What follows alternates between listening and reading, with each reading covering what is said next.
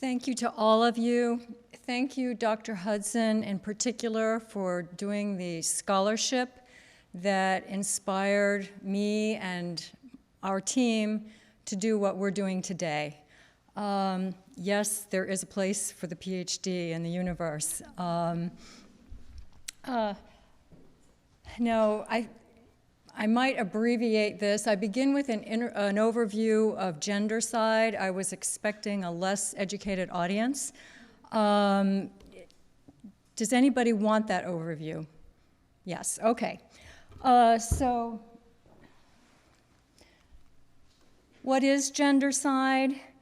In a sentence, it's the worldwide elimination of females, young and old, due to causes that are social and man-made in nature. The correct term is femicide, but in the common parlance, Gendercide is more widely recognized. So for our nonprofit, we use the term Gendercide. So who exactly is affected and how? Gendercide affects females at every stage in life, starting before birth. I think all of you know the term sex-selective abortion. I don't need to explain it. That accounts for 50% of the annual loss of females. Female infanticide still continues. It's declining due to sex-selective abortion. Gross neglect of very young girls is a big contributor. In parts of China and South Asia, child mortality for girls is 40% higher than for boys. Needless maternal death. We lose almost 300,000 women every year. 99% of those deaths are preventable. At a cost of pennies per woman, a government can provide maternal health care. And lastly, for older women, particularly widows, the inability to access food and shelter. In so many countries, women do not have property rights, they don't have inheritance rights. When their husbands pass on, everything goes to the sons. In the absence of sons, it goes to the brothers of the deceased husband. So how many women are missing? The United Nations Population Fund tracks this. There's a world census every 10 years, and they issue a new estimate. The last census was in 2010, so after some number crunching, they announced in 2011 that 117 million women are missing. However, that number was revised upward a year ago to 126 million, still for 2010, but the revised number reflects better migration data. In isolation, that number means very little. 126 million is a large number, so let's put it in context. In World War I, we lost 20 million lives, both civilian and military. The AIDS epidemic has cost 25 million lives. In World War II, we lost 70 million, including the genocides and the massacres. Gendercide is 126 million. It's more deaths than World War I and World War II combined, admittedly over a longer period of time. It's more than 1/3 the population of the United States. Our annual loss worldwide of women is 3.5 million per year, and as I said, 50% of that is due to sex-selective abortion, the other 50% to the other causes I mentioned. Where does it occur? It's a global problem, but the problem is most severe in China and in India. China has lost 9.5% of its female population. It's demographically missing. That's staggering when you think about it. And 14% of its girls are demographically missing. India has lost 7.4% of its female population and a roughly equal percentage of girls. But the problem is global, and speaking from your point of view, as if you were looking at the map, you find it in East Asia, in South Asia, across the Middle East, in the Caucasus countries. That might surprise you. It's severe in Georgia, Armenia, and Azerbaijan. Southeastern Europe, Albania and Romania, and some of the small Balkan countries have terrible gendercide problem. North Africa and Sub-Saharan Africa. It takes different forms in different places. Why? Why are girls so unwanted? There are two basic reasons. The first is that in a traditional society, parents look to their sons to support them in old age, not to their daughters. Daughters traditionally leave their homes, they go live with their husbands and the husband's parents, because the generations live together, and they will take care of their husband's parents in old age, not their own parents. Indian proverb, raising a daughter is like watering your neighbor's garden. The other reason is the cost of marriage. A dowry plus an expensive wedding can add up to 2 years of a family's income. And I want to point out that in South Asia, the dowry is not a one-time gift at the time of the wedding. It's an ongoing stream of gifts from the parents of the bride to the parents of the groom that is supposed to last throughout the lifetime of the marriage. So it is economically devastating. So what happens when men greatly outnumber women? Well, not surprisingly, you notice an increase in sex trafficking. It's no coincidence that the two regions of the world that have the worst sex ratios, and that would be northwestern India and southeastern China, also are hotspots for sex trafficking. You also see an increase in child marriage. There aren't enough brides for all the bachelors. So the leftover bachelors in an area will look to younger girls to find brides. And the more distorted the sex ratio is, the younger and younger they have to go to find brides. This leads directly to the next consequence, increased maternal death. Young teenagers are not physically ready for childbirth. This mother is 14, and she's washing her second child. The first one is sitting next to her. There are lots of statistics, but I'll give you one.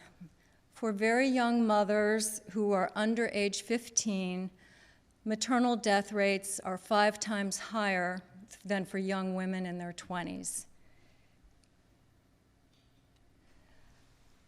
Gendercide also has terrible consequences for men. There will always be leftover bachelors. They tend to be the least educated, the lowest wage earners. They tend to be migrant workers who do construction and agriculture, and they move from place to place following the work. This means that they have no families, no social support network. They associate with other men like themselves. They're in an underclass, and they form bands and gangs among themselves. China is a little bit ahead of the game here. They have studied their own population of involuntary bachelors, and they have found markedly higher rates of depression, loneliness, alcoholism and addiction, suicide, and very importantly, the life expectancy is much shorter. It's 68 years for an involuntary bachelor as opposed to 75 years for the average Chinese male. This also leads to political instability, which Dr. Hudson and her co-author, Andrea Denboer, laid out very well in their book, Bare Branches. Internally, You see increased rates of crime, violence, and vice, pardon me, in this group. If the economy goes south and the work dries up, these are the young men who have nothing to lose, and they are the ones who are likely to be in the streets rioting.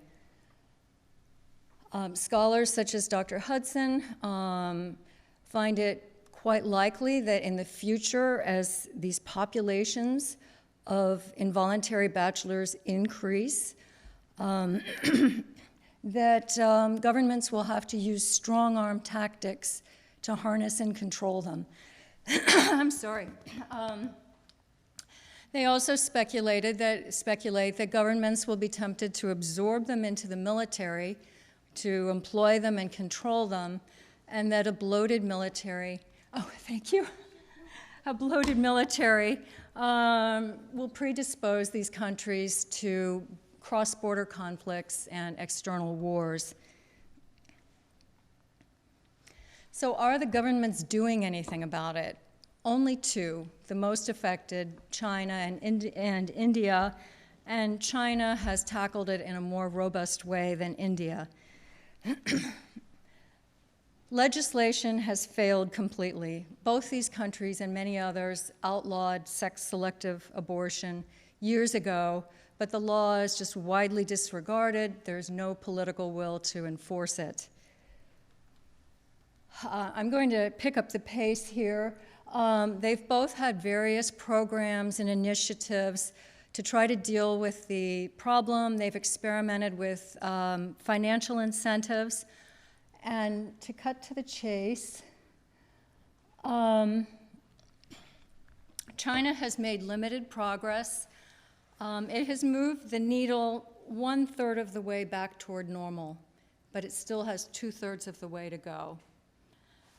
India has seen improvements here, deterioration there, but overall the problem is still the same, as measured by the sex ratio at birth, which records recent behavior. Okay. So if top-down measures aren't working very well, what can we do? How can we prevent this from happening? Well, NGOs and INGOs can strengthen women by educating girls, supporting women's micro-enterprise, and providing maternal health care. Those are all critical and can be transformative. What can we do? What does the Gendercide Awareness Project do? We tackle the problem with 3 A's: awareness, action, and art. We've been in existence 6 years, and we've reached 1.2 million people with our message, diffused through all the platforms that you see there. We've also taken action. We just wrapped up a girls' education fundraising campaign. We're tiny. We raised enough money to send 21 at-risk girls to school for a year, including room, 3 meals a day, health care, uniforms, school supplies. And we've supported women's micro-enterprise. We commissioned baby booties, believe it or not, from 40 cooperatives for at-risk women in 30 developing countries.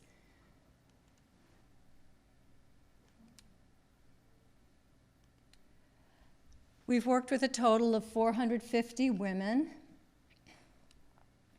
and with their earnings, they were able to provide 4,000 family meals for extended families. And of course, that empowers women when they contribute to the family income. So what are we doing with thousands of pairs of baby booties? We're putting them in an art exhibit to demonstrate the scale of gendercide in a powerful and moving way. We have 12,600 pairs. Each pair represents 10,000 missing women. This is how we envisioned it originally 6 years ago. This is how it looked at our soft opening 6 months ago. That's just the entrance. The baby booties, the density increases as you go through these tunnels that make hairpin turns. And we're having our full exhibit in February in Dallas, in the Dallas Arts District. And we're adding to this a section called Artists Respond. We've recruited professional gallery exhibited artists to each create a work that responds to our art installation. So the one on the left, you see film footage, and in each frame, the girl is cut off. And that represents gendercide occurring again and again, a problem that needs to be stopped, says the artist. The right one is powerful, and I know you can't see it.